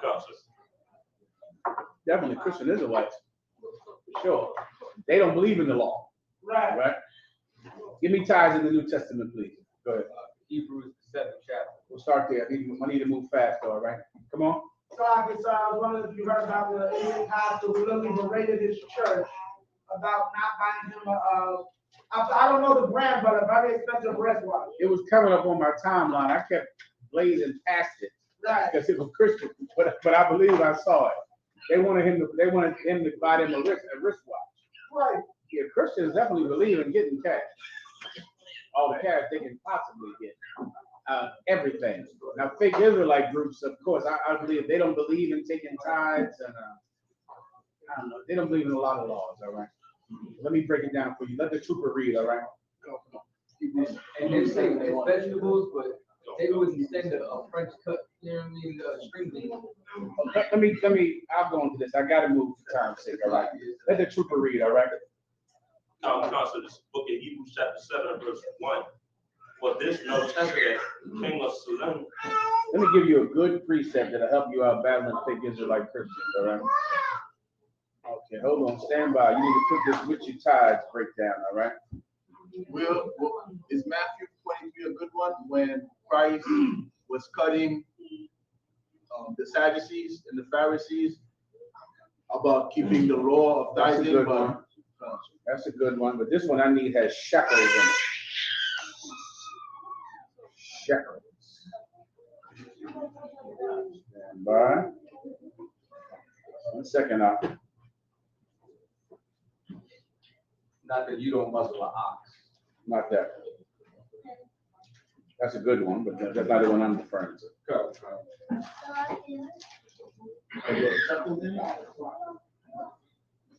Ooh, this is a good one.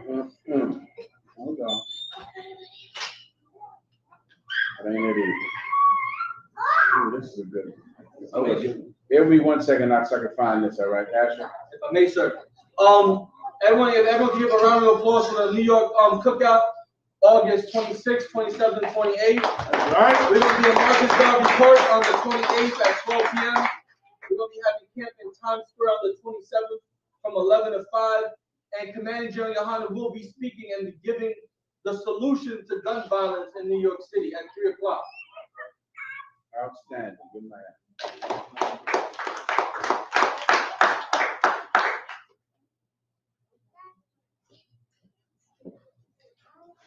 Here I come. Hold on.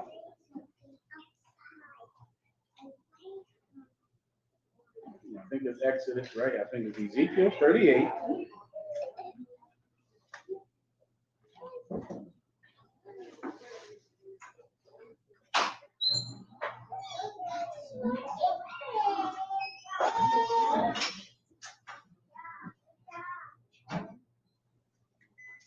Ooh.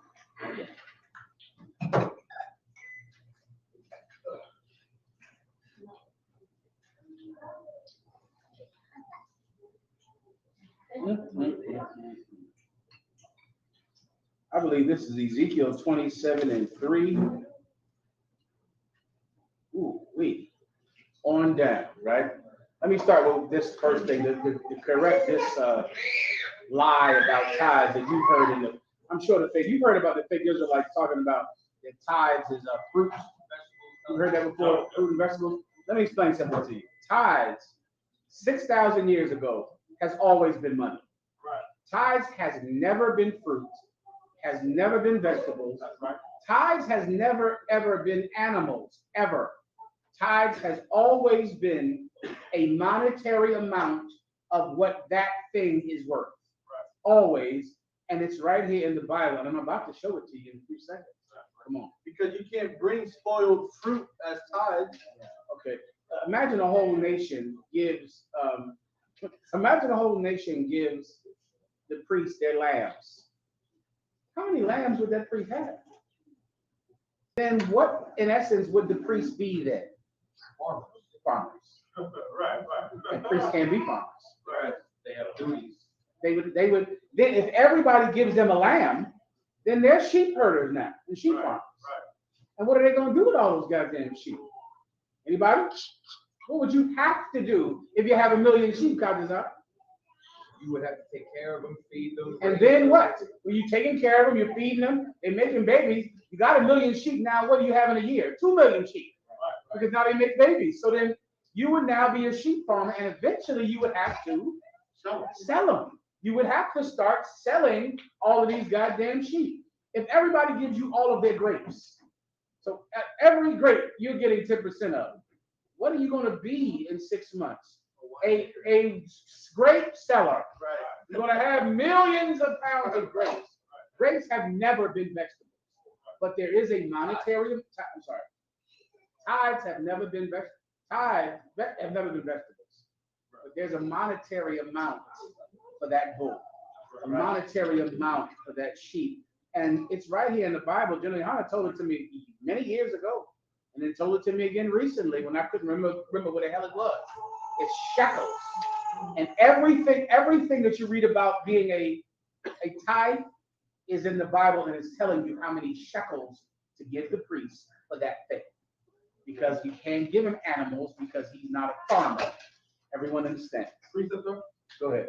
Deuteronomy 14 and 24. Go ahead. And if the way be too long for thee, so that thou art not able to carry it, or the place be too far from thee, which the Most High thy powers are true to say the same thing, when the Most High God afflict thee, then thou shalt turn it into money, and bind the money in thy hand, and thou shalt go into the place of the Most High thy powers are true. Yes, we turn vegetables into money, turn cows into money, turn sheep into money. And I need you to read Leviticus 27, and maybe we should start with this, and I'll give you the one in Luke. Let's go to Leviticus 27 and 3. Read that same truth. Read 27. Read Leviticus 5 and 15 first. John the Counselor, it's the book of Leviticus, chapter 5 and verse 15.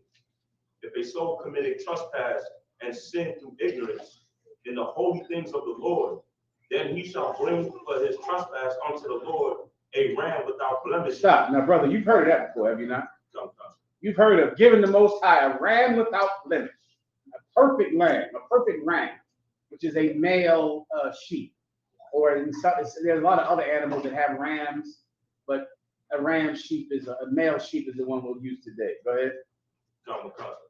Out of the flock with thy estimation by shekels of silver. Say it one more time. By No, shekels before that. By with thy thy estimation. estimation. Yeah, what does that mean? That's right. Trooper? Salaki, so it means a specific amount depending on whatever situation. In this case, it's a ram without blemish. So, I know, okay, because of movies, a lot of you think about the Bible like a movie, like a prophet is an old man with a long beard with a stick by himself. When really, there were schools of prophets. You know, Ezekiel and all those brothers, they rode together. Jeremiah, Barak, and all of them, they were together. Like prophets rode in camps. And the men you're reading about were living together at the same time, rolling together, going to camp together. So they weren't separate. No, they were not separate. You have to think about offerings in the same way. In your mind, you think, I have a sheep. Here you go, one single solitary man in the woods. Take my sheep.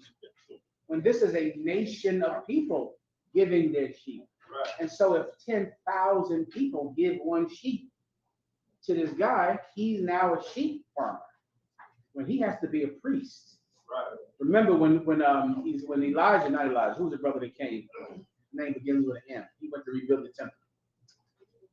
The guy who's the brother that rebuilt the temple? Nehemiah. When Nehemiah went and saw the temple, he knew that the prophets were not receiving their 10% because the prophets were in the fields. That's in the Bible. Pull that from. Yes, sir. If prophets are out working, Nehemiah came into the city and saw priests in the field shucking corn and cutting wheat. And when he saw that, he knew they're not paying their tithes in the town. Nehemiah 13 and 10. Hold where you are right there, trooper, and go ahead. Nehemiah 13 and 10.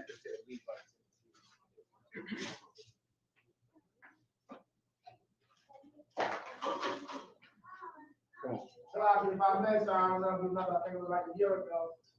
Somebody brought up Bitcoin and he said, no, you got to change that out yourself. We do not do the work of investing in what's called. They're not investors in here. We are free. I got to do the work. That's correct. We don't do it. I pray you understand. Go ahead, trooper. Come on. If he has it, Nehemiah chapter 13, verse 10. And I perceived that the portions of the Levites had not been given to them. For the Levites and the singers that did the work were fled every one to his field. When he saw the Levites in the field, he said that he perceived that they weren't getting their portion because a Levite can't be in the field. So he can't be a sheep farmer or a grape farmer or a corn farmer. He has to be in the temple. And when Nehemiah saw them in the field, he knew people stopped paying tithes. Tithes is pay. You understand? Let me give you another misconception. Tithes is not a group of money that we all hold together to help each other with when you get in the jam. That is not what tithes is. That's not, and fake Israelite groups will not tell you this, but I'm telling you this straight up so you can understand. Tithes is pay. It's General YAHANNA's pay. It's his money. Now, because of him, and he is nothing like me, for some reason he takes all of his pay and uses it to pay your rent. Right. Uses it to give your wife money so she can have a healthy baby. And uses it for your kids to get to go to back to school with book bags. But the pay is his. Now, what he decides to do with it is up to him. But tithes is paid for the priest. That's what it is. And we just read it. I'll read it one more time for you. Go ahead. Nehemiah chapter 13, verse 10. And I perceived that the portions of the Levites had not been given them. For the Levites and the singers that did the work were fled everyone to his field. If people don't pay tithes, guess what? Everybody got to go out and get in the fields. And then who in the hell will solve all of your problems day and night, all the time, never stops? Somebody has to do it. You see this trooper, this precept right here? Okay, you need more? If we keep reading, it talks about the treasury. Please. Yes, sir. Verse 11, then contended I with the rulers and said, why is the house of God forsaken?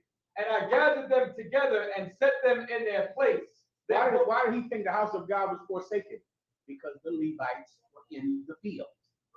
He knew that the house of God had been forgotten. And fake Israelites that speak against tithes, remember, they don't have anybody that wants to give them a damn thing anyway. Right? Fake Israelites are just trying to stop the UPK from taking tithes. Because a fake Israelite, if he tried to get tithes, he would get nothing any damn way. Because he's a goddamn filthy piece of garbage. But speaking against tithes is their way of stopping income from coming into the school so that we can reject the temple and have no priests. Which is a fake Israelite has one goal, and that's for the UPK to be destroyed. Right. They don't care about anything else. It is the minute they left the truth back in 93, they've been watching and waiting for us to fall, praying that we fall every day. And every day that we get stronger, it hurts their faith in themselves. Mm-hmm. And so they have to say, well, tithes is wrong, not for them, but because they want to destroy the school. Just like not paying tithes at this time forsook the temple. Everyone, I got to move on for time's sake. But the young brother, you can have this right here, trooper, all right? And if you read on down, Oh my God, it's all over Luke 27. It's going to name just everything that you pay in tithes. Luke 27:3. Read that, Luke 27:3, Trooper, and that's all I can give you. You can just keep going down, keep running it down, and it'll keep explaining that everything that we take in sacrifice has a monetary estimation, and that's what you gave the priest. You gave him the monetary estimation. Luke 27:3. Yes, Who said so? Salakia, 20, because Luke starts at 24. I meant to say Leviticus. Salakia, Leviticus 27:3. Okay, I thought about 16. No problem. Leviticus 27:3. Salakia. Leviticus chapter 27 and verse 3. And thy estimation shall be of the male from 20 years old, even unto 60 years old. Mm-hmm. Even thy estimation shall be 50 shekels of silver. Here we go again. Read 4. Verse 4. And if it be a female, then thy estimation shall be 30 shekels. And this is going to keep going down. Keep going to everything that we gave the temple. In your mind, it's like they gave a bunch of grapes to the temple, or they gave a bunch of goats or a bunch of turtle doves, and they did not. They gave the monetary estimation of whatever that thing was to the temple. Everybody understand? You can just keep reading this down on your own time. Now let's go to Leviticus. Let's go to Hebrews 7. I gotta wrap this up. Come on. Say right quick. Even today, we got the same thing where brothers will want to go to camp on Saturday, but they might be held back by the street. It happens. It's happening right now. When, of course, if everyone paid their tithes, there would be no priest at work. The Salaki, every priest would be at work.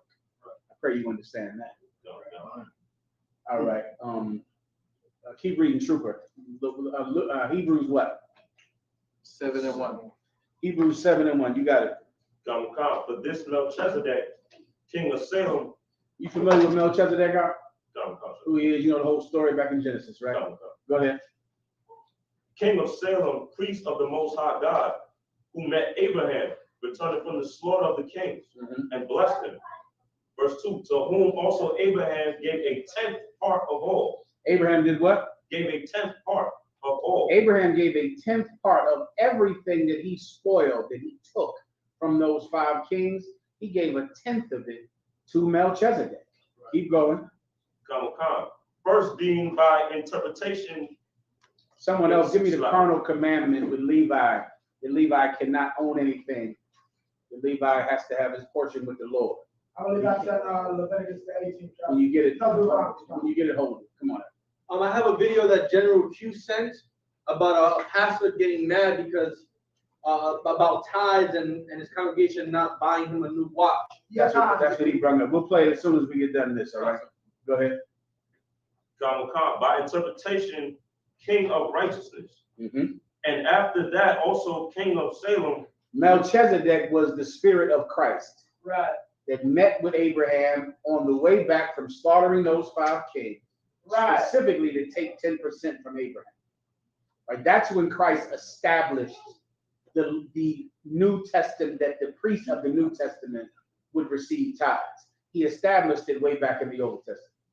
On that day when he met Abraham, he took 10% from Abraham. That day he established the new covenant priests and their right to receive tithes. Keep going. Come.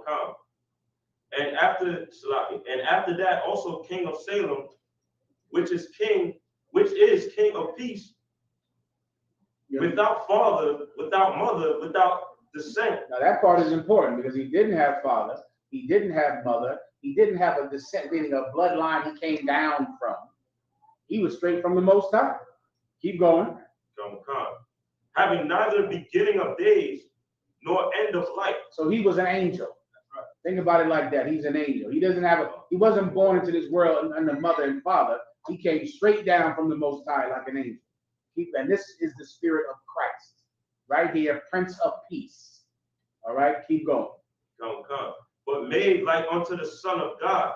That's what the made like unto the Son of God means, made like an angel. Keep going. Come. Abideth a priest continually. Abideth a what? A priest continually. Who is a priest continually? Same brother. Salaki, right in front of you. But it's right in front of you. Melchizedek. And Melchizedek, of course, is Yahushua. Keep going. Verse 4. Now consider how great this man was, unto whom even the patriarch Abraham gave the tenth of the spoils. Man, this cat Melchizedek must have been great, because even Abraham paid tithes to him. Abraham gave him tithes, so this must have been a heavy, heavy cat. Keep going. Verse 5. And verily, they that are of the sons of Levi, which receive the office of the priesthood, have a commandment to take tithes of the people according to the law. Now, verily, meaning for sure, Levites have a commandment from God to take 10% from the people. That is a commandment. Verily, meaning it's true. Keep going. That is of their brethren. Meaning Levi is taking tithes of his brothers, of the other 12 tribes. Keep going. Though they come out of the loins of Abraham. Though Levi comes from Abraham. Levi comes from Abraham, and guess what? Abraham gave tithes to Melchizedek. So who's greater, Levi or Melchizedek? Melchizedek is greater. Right. He's better than Levi. He supersedes Levi. Keep going. Verse 6. But he whose descent is not counted from them received tithes of Abraham, and blessed him that had the promise. And Melchizedek blessed Abraham, which means Melchizedek was Abraham's priest. Because he took 10% and then blessed him and said, good job, well done, the Lord be with you, you give me that 10%, you've done the right thing. Now Abraham could go on and be the father of nations because he was blessed by that priest. Keep going. Verse 7. And without all contradiction, the less is blessed of the better. Read that one more time. And without all contradiction, the least is blessed of the better. I think I just broke that down, but I'll give you a chance to explain it. Without any contradiction, the least is blessed of the better. Who is the least? Trooper. Salaki, it would be Melchizedek. Who is the least? The least is blessed of the better. Meaning the better bless the least. The least, like imagine me being the least, and then the better blesses me. I am blessed of the better. The better blessed me. So who is the least? Salaki would be Levi. Levi. Who is the better? Melchizedek. Melchizedek is right there in front of you without any contradiction. Melchizedek is better than Levi. It's right there in front of you. Just said it right there. The least is blessed of the better. And it just said before that Melchizedek blessed Abraham. You heard that, right? Keep going. Verse 8. And here men that die receive tithes, but there he receiveth them, of whom it is witnessed that he liveth. Here, men that die receive tithes, but here, a man who didn't die and wasn't born received tithes from Abraham. Melchizedek is better than Abraham. He's better than Levi.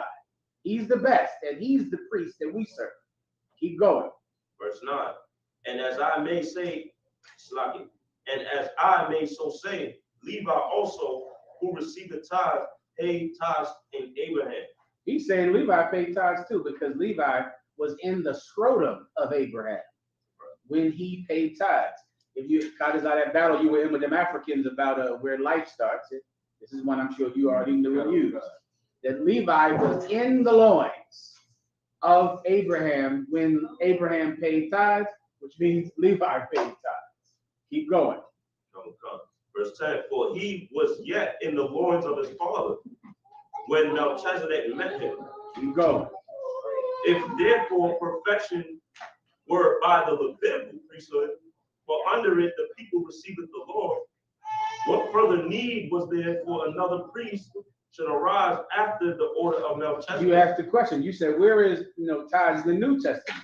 Well, if the Old Testament priests made the people perfect because they received the law, then why would there be a need for a new priesthood? And there absolutely was a need for a new priesthood because the Levitical priesthood did not make us perfect. Keep going. Come. after the order of Melchizedek and not be called after the order of Aaron. Read that one more time. The new priesthood, what? Read that again. What further need was there that another priest should rise after the order of Melchizedek? Another priest will rise after the order of Melchizedek. Meaning what? That the priests who serve Christ, the priests in this priesthood, we are priests after the order of Melchizedek. Keep going. And not be called after the order of Aaron. And not called after the order of Aaron. Aaron was, of course, the father of the Levitical priests. Keep going. Verse 12, for the priesthood being changed, there is made a necessity, a change also of the law. You understand that, don't you? Keep going.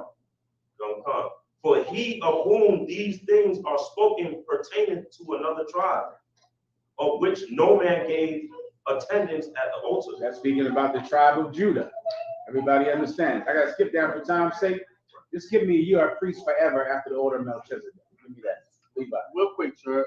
Verse 12, where it says, there is made of necessity a change also of the law. Is that change referring to a change from paying Levi to? That's the topic, is it not? The law says that the Levites are joined to the Most High and eat of the altar. Paul said that his priests eat of the altar. That's in 2 Corinthians, the 9th chapter. Right. His priests eat of the altar. There's a new priesthood. It's better than the old one. It was around before the old one, because the first man to receive priests was Christ when he met Abraham on that road coming back from them 5 kings. It supersedes the Levitical priesthood. The Levitical priesthood failed, and the new priesthood was chosen because there was a necessity of it. There was a need for a new priesthood. Give me, you are priest forever. It's right here somewhere. Verse 17. Go ahead. For he testified, thou art a priest forever after the order of Melchizedek. Read that again. For he testified that, thou art a priest forever after the order of Melchizedek. The Levites were the priests who received tithes. Paul is laying the case down flat as he can, that the new priest should receive the tithes. Just like Abraham gave tithes to Christ. That's the new priesthood. These are the new people that are supposed to get you 10%. And you're going to give that 10% up if you got to work Uber. No matter what in the hell you have to do, you're going to pay that 10 goddamn percent if the fake Israelites explode. If their heads pop off, you're going to do it. Everybody understands? Any other? So you wanted where they didn't get inheritance? Yeah, give me that. This is Deuteronomy 18:1. The priests, the Levites, and all the tribe of Levi shall have no part nor inheritance with Israel. They shall eat the offerings of the Most High made by fire and his inheritance. That's it. That's the law that had a necessity to change. The Levites did not eat. They ate of the altar. They did not eat from their own farms and having other jobs. They ate from being priests. Now give me last one, 1 Corinthians, 2 Corinthians 9 and 11, where it says, he that worketh of the altar shall eat of the altar, muzzle not the ox that treadeth out the corn. And this is Paul, I believe 9, yeah, 2 Corinthians 9. Look up, he that worketh of the altar shall eat of the altar.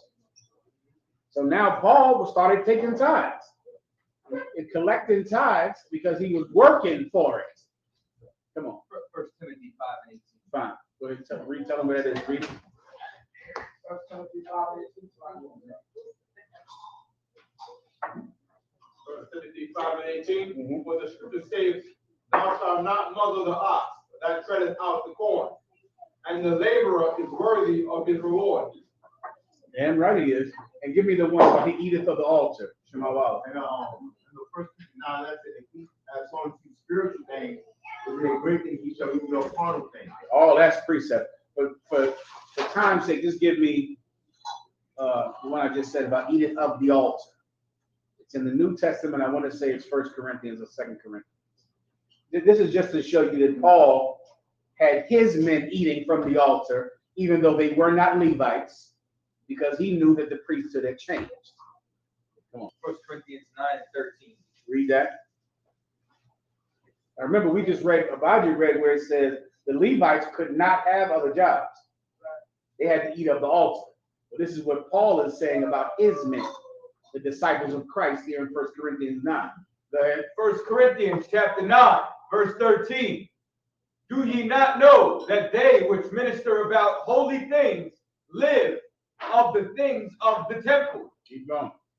And they which wait at the altar are partakers with the altar. That's Paul. That's the new priesthood, trooper.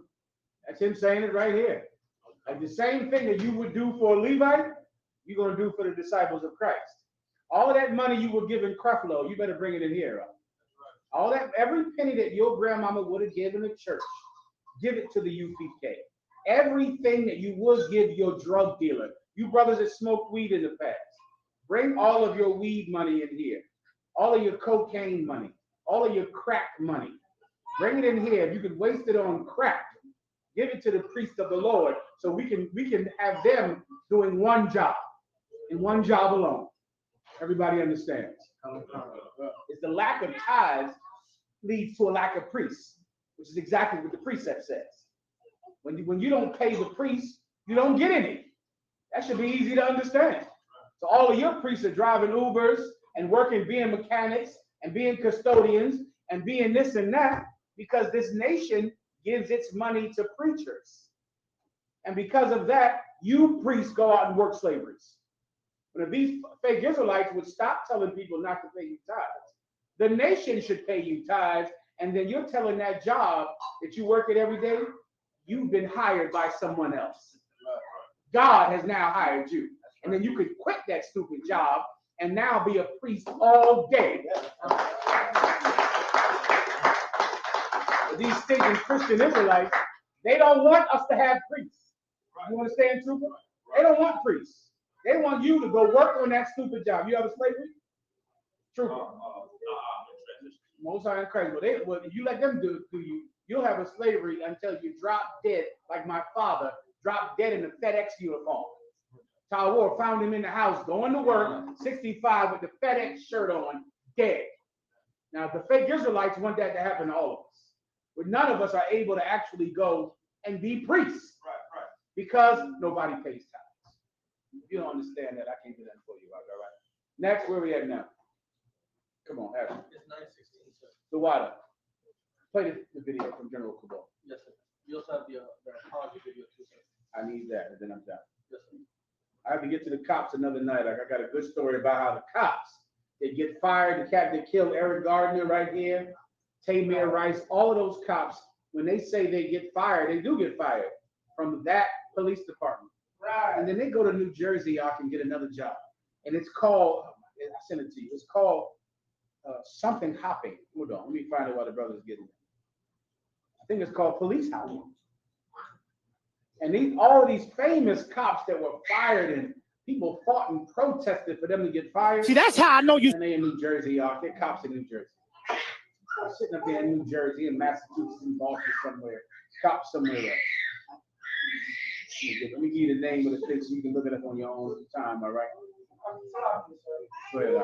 If I may, sir, I find that like funny because it's like sex offender registry follows you really the rest of your life until the judge says you can be taken off. But killing a person and being investigated for a person's murder, doesn't disqualify you from getting a job in the same goddamn? No, it doesn't.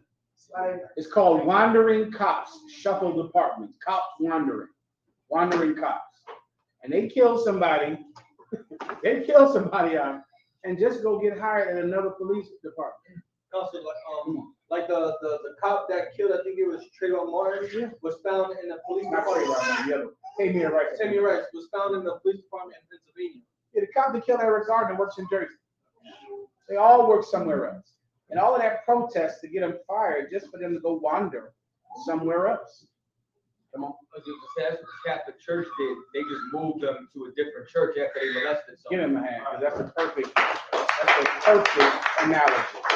Catholic Church does the exact same thing. But we're crazy. We're the cult. We're lunatics. All right. Who you got here? All right, sir. See, that's how I know you still poor, broke, busted, and disgusted, because of how you've been honoring me.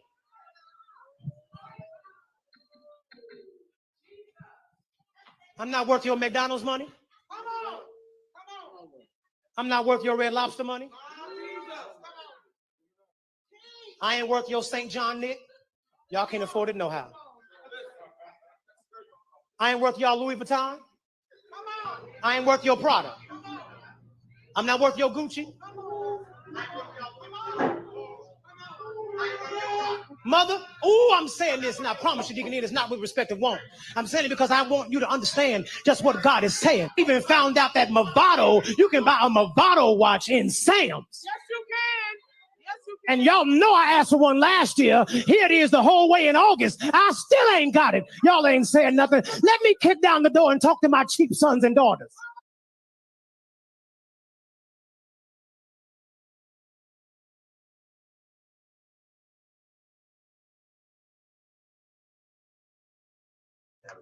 This is gonna make me so mad. This is what I don't understand about fake Israelites. Why are fake Israelites always trying to get us not to take tithes, where Christians are getting Movado watches every year? Like, why don't you go tell him not to take tithes? Like, why is it? You know how many battles I've had to have about the money that General YAHANNA takes, that he gives away, and he takes and gives it to people, and pays your rent and buys your woman. Some brother called me today because General YAHANNA and bought his wife books so she can go to school. General YAHANNA takes the money and goes and buys your wife books so she can go back to college. Buys your kids things, but I got to battle some fake Israelite about us taking tithes? Why don't you go tell me that? Go over there and say, hey, stop paying tithes. Why in the hell are you telling us to not take money when these preachers are taking your money and putting it in their nose? Right. Because you don't want us to have priests. That's the reason. You want these brothers to never get to camp, to never go travel, to never get on a plane and bring the word of God to a city that has never heard it before. That's right. You don't want that. But this cat is going to get a Movado watch every year. I got to move on. Fake Israelites, don't play with me about this. Fake Israelites better start paying tithes. Right. This is what I want you to do, truthfully. Whatever Christian Israelite told you to do that, I want him to pay tithes. That's right. Are you listening? No. I want him to pay tithes, that person. And whenever you talk to him, if he tries to call you and talk or change the topic, you are not going to talk to him until he hands you the tithes envelope. I want that Christian Israelite to pay tithes. Do you understand me? God, cousin. Praise him. All right. Or maybe we'll get the money another way. Reading on, moving on. This school is gonna have priests. I pray you understand that. Anyway, let's play the video. What's another video that we have? What do you have? The apology. Now this is the one I've been trying to bring up. Do you have it? Yes, sir, but the sound is a little bit different. This is a good video. This is such an. When I saw this is from one of Hadaria Allah's beautiful wives, beautiful and virtuous and kind and intelligent women of wit and sagacity. Just absolutely charming women this brother is married to. And one of his ribs did something to offend her husband. Sometimes that happens, sister. You might make your husband angry. You might do something wrong. But she made a video for her husband to forgive her that was a master class in getting forgiveness of. It was beautiful. I don't know if we can play it tonight, but I've got to find a way to play it because it was that beautiful. I wanted to see if I can play it for you because this should be celebrated. And a woman that does something like this should be honored because of it, all right? Do you have it? If not, I got to roll. I'll try to find a way to put it on social media and do something like that. Right? It's on Facebook. Okay, give it one shot and then I got to do it.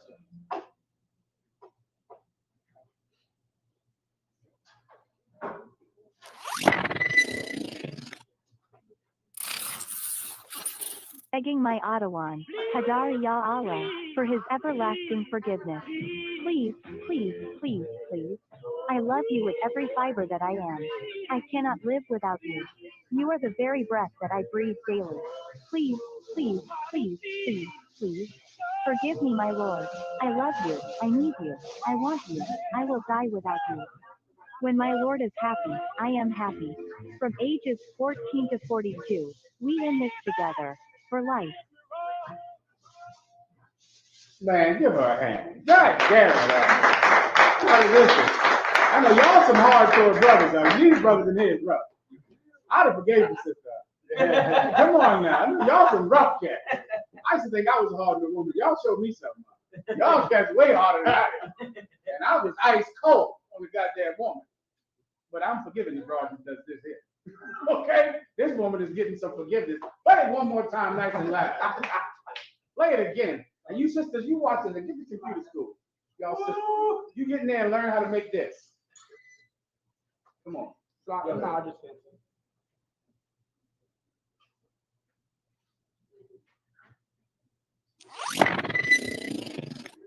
Can we get any more volume? But that's all we can do. Begging my Otawan, Hadar Ya Allah, for his everlasting forgiveness. Please, please, please, please.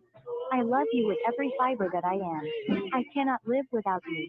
You are the very breath that I breathe daily. Please, please, please, please, please. Forgive me, my Lord. I love you. I need you. I want you. I will die without you. When my Lord is happy, I am happy. From ages 14 to 42, we in this together, for life. Come on, sister. Now, even y'all know that's right. You know that that's right. This sister this sister set the bar for forgiveness up. This woman knows how to get some forgiveness. Now you compare that to yourself. You compare that to you just saying, "You want something to eat?" You gotta do better than that. That's your forgiveness. Your forgiveness is, "You want a chicken sandwich?" This sister done went to marketing school and computer school and go make an apology. What's your forgiveness? You can touch me tonight. That ain't forgiveness. Come on, put some effort into it, man. Shout out to that sister. Why? Because what is marriage? Marriage is the art of starting over. You want to just start over every day, right? You want to start over every day. Forever is a long time. And the same way you can have a lot of happy memories in a long time, you can have bad memories as well. But you want to start over every night. Let not the sun go down upon thy anger. And this sister wanted to start over, and it's beautiful, and it should be commended. Give her a hand. That pastor shot us over to the dog. Matthew was being sustained. Benefits of one courtesy suit. Benefits of Matthew Chippa. Amadu, rock. That's how she says down south. His sister, Amadu was being sustained. Benefits, we're going to get one courtesy suit to the sister. Benefits of Matthew Chippa. Amadu, rock. That's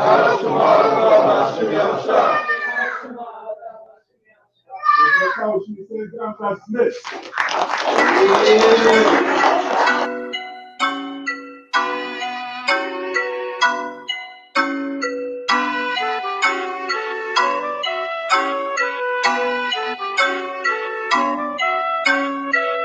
Preaching prophet of the Lord, gotta teach the people, exposing all the lies. Now they can see the evil, we the lost children of the Lord. Y'all should holler, chopping heads off with my sword. Holy Bible, one west, one west, one west, one west, one west, till they bury me. One west, one west, yeah, one west, one west, one west, till they bury me. I'm really for my people, y'all just playing games. I'm all about the truth, we are not the same. I'ma shoot it to you straight, wouldn't love to slay.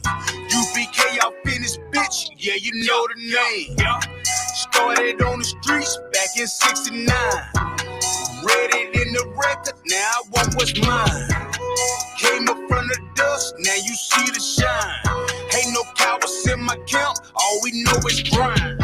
Preaching prophet of the Lord, gotta teach the people, exposing all the lies with the truth. Now they can see the evil, we the lost children of the Lord.